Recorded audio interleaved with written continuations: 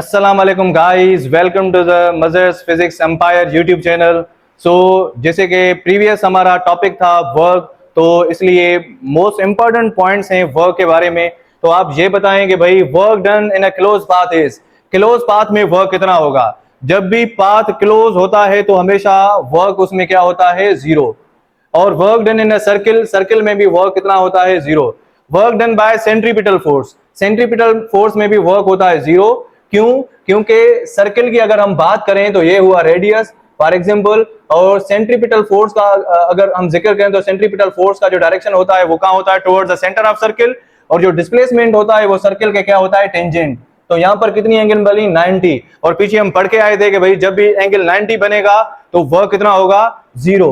उसके बाद ये work done against gravitational force, against मतलब कि किसी चीज को हम ऊपर ले जा रहे हैं। देखें, चीज ऊपर जा रही है, डिस्प्लेसमेंट ऊपर है और ग्रेविटेशनल फोर्स नीचे, तो वर्क कितना होगा, डिस्प्लेसमेंट ऊपर, फोर्स नीचे, दोनों आपस में एंटी पैरेलल।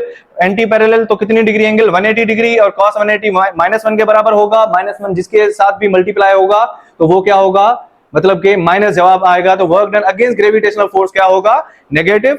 और उसके बाद work done towards gravitational force क्या होगा, पॉजिटिव। क्योंकि अगर इसको हम छोड़ रहे हैं तो ये भी नीचे मूव करेगा, फोर्स भी नीचे और डिस्प्लेसमेंट भी नीचे, दोनों का डायरेक्शन सेम। तो 0 डिग्री एंगल और 0 डिग्री cos 0 1 के बराबर होगा, तो वर्क क्या होगा, पॉजिटिव। और work done by friction, friction हमेशा अगर हम डिस्प्लेसमेंट आगे की तरफ है, मोशन आगे की तरफ है, तो फ्रिक्शन का डायरेक्शन कहां होता है, अपोजिट में।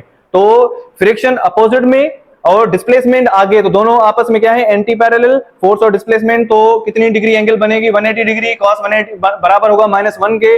तो यहां पर भी वर्क क्या आएगा, वर्क डन बाय फ्रिक्शन क्या होगा, negative work. Work done by conservative field, क्योंकि कंजर्वेटिव फील्ड की डेफिनेशन ही यही है कि भाई जिस पाथ पे, जिस फील्ड में वर्क जीरो हो तो उसे हम बोलते हैं कंजर्वेटिव फील्ड।